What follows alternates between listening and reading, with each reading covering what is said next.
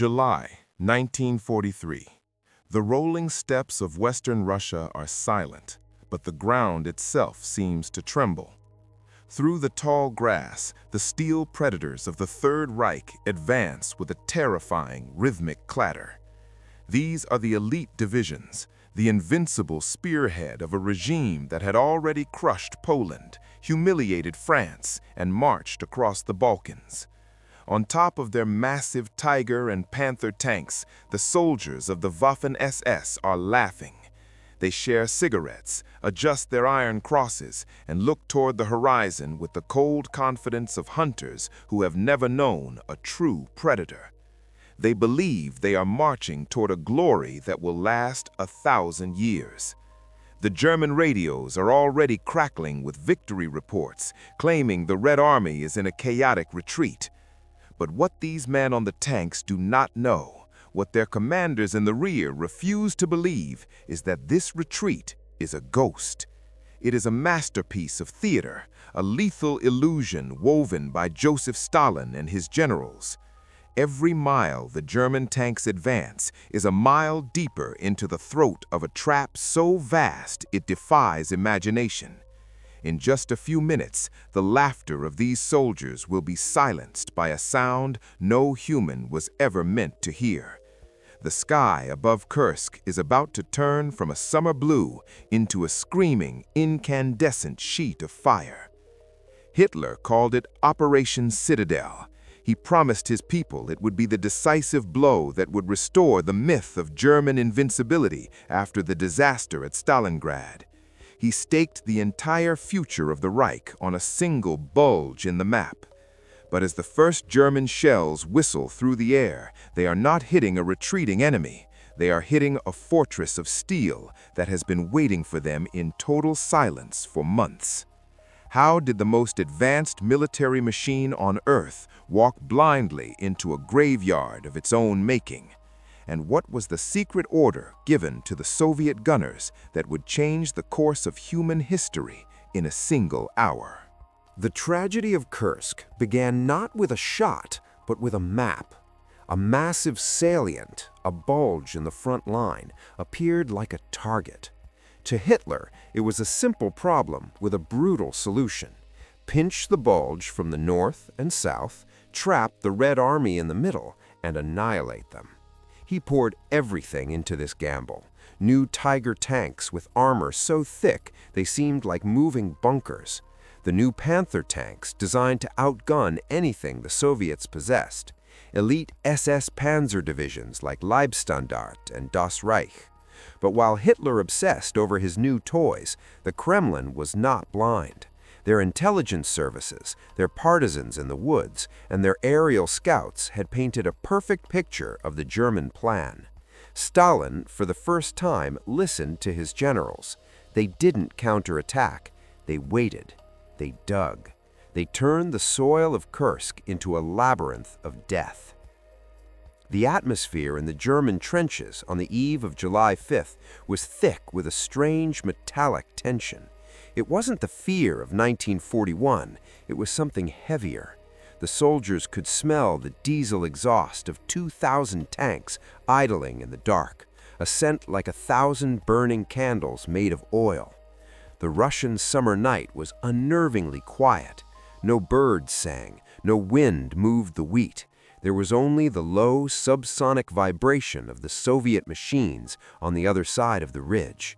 To the German veteran, the silence felt heavy, as if the earth itself was holding its breath before a heart attack. Every time a flare went up, it revealed miles of barbed wire and the jagged silhouettes of anti-tank hedgehogs stretching into the infinity of the steppe. It felt less like a battlefield and more like an open-air factory of death where the only product was ash. The conflict escalation at Kursk was a slow-motion collision between two unstoppable forces. When Operation Citadel finally launched, the Germans didn't find the open-field blitzkrieg they were trained for. Instead, they hit the most sophisticated defense in military history. The Red Army had prepared 9 separate lines of defense, reaching nearly 200 miles deep. This wasn't just a trench, it was a layered killing zone. Millions of mines were sown into the earth, so many that in some sectors there were 2,500 mines for every kilometer of front. As the German panzers moved forward, the earth began to explode beneath them before they even saw a Soviet soldier.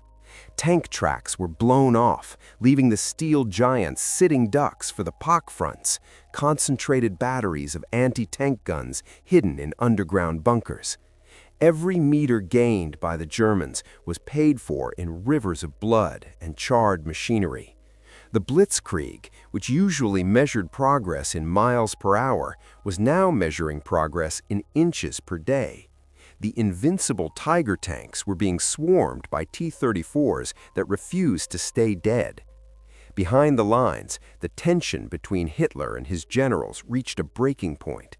Generals like Manstein and Guderian saw the attrition eating their best units alive.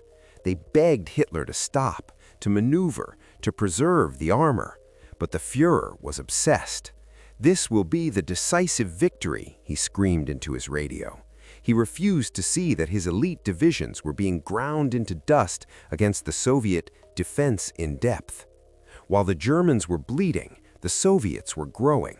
They weren't just fighting, they were learning. They had studied the German tactics of 1941 and 1942, and they had built a machine specifically designed to break the German spirit. By the end of the first week, the German offensive was gasping for air. They had punched through the first few layers of the Soviet defense, but the core was still intact. On the morning of July 12th, the German commanders believed they finally saw a gap. They gathered their remaining 300 panzers for one final massive push toward the rail hub of Prokhorovka. They thought they were about to break through to the open road to Moscow, but as they emerged from a curtain of smoke, they realized they hadn't found a gap. They had found the mouth of the volcano. To understand Kursk, you must understand the sound. At 5:30 a.m. on July 12th, the silence was shattered by a sound the Germans called Stalin's organ. Thousands of Katyusha rocket launchers fired at once. It wasn't a series of explosions, it was a continuous, bone-shaking roar that sounded like a giant tearing the sky in half. The air smelled of cordite and scorched paint. The vibration was so intense that soldiers reported their noses bleeding just from the shock waves. When the rockets landed, the ground didn't just explode, it vanished. Huge plumes of black earth and metal shards filled the air, turning the morning sun into a sickly, blood-red orb. You couldn't hear your own voice, even if you screamed at the top of your lungs. You could only feel the rhythm of destruction in your chest, a mechanical heartbeat of total war. The clash at Prokhorovka was the climax of the mechanical age. Over 1,000 tanks, monsters of steel weighing 40 to 60 tons each, charged at one another across a narrow field. This wasn't a tactical battle, it was a gladiatorial arena. The space was so crowded that the long-range advantage of the German Tigers was neutralized. The Soviet T-34s, faster and more numerous, drove directly into the German formations, literally ramming the panzers. The battlefield became a chaotic swirl of black smoke and orange flame. Radio communication broke down as the electromagnetic interference from the thousands of explosions scrambled the airwaves. Tank commanders, blinded by the smoke, opened their hatches to see, only to be decapitated by machine gun fire. Inside the tanks, the heat was unbearable. The metal became so hot that the paint on the interior walls began to blister and peel. The smell of burning diesel and charred flesh was so thick it could be tasted. In the middle of this hell, individual stories of terrifying bravery emerged. A Soviet tank, its turret jammed and its gun broken, accelerated to full speed and slammed into a German Tiger, the force of the collision flipping both vehicles over like toys. Soldiers whose tanks had been hit crawled out of the wreckage, only to continue the fight with pistols and shovels in the mud. There was no front line anymore. There was only a swirling, screaming mass of iron and fire. The Soviet ambush in depth had worked perfectly. They had lured the pride of the German Panzerwaffe into a kill box where numbers and proximity mattered more than technology. By the time the sun began to set over the charred remains of Prokhorovka, the horizon was a graveyard of twisted metal. Hundreds of tanks sat motionless, their turrets blown off, their barrels drooping like wilted flowers. The German offensive hadn't just been stopped, its heart had been ripped out. As night fell, the silence returned to the steppe, but it was a different kind of silence. It was the silence of a vacuum. The German high command sat in their bunkers, staring at the casualty reports with shaking hands. They had lost the initiative, and they knew it. But the true horror was only beginning. While Hitler was ordering his generals to hold at all costs, a new sound was beginning to rise from the depths of the Soviet rear. It wasn't the sound of defensive rockets. It was the sound of 1,000,000 men and 5,000 fresh tanks beginning to move forward. The hunter had officially become the prey, and the road back to Berlin was about to be paved with the remains of the Third Reich. The tempo of the war shifted instantly, sharp, violent, final. Hitler canceled Operation Citadel on July 16th. The retreat began. But it wasn't a retreat, it was a collapse. The Soviet counteroffensives, Operation Kutuzov and Operation Polkovodets-Rumyantsev, hit like a sledgehammer. The Germans, exhausted and depleted, had no reserves left.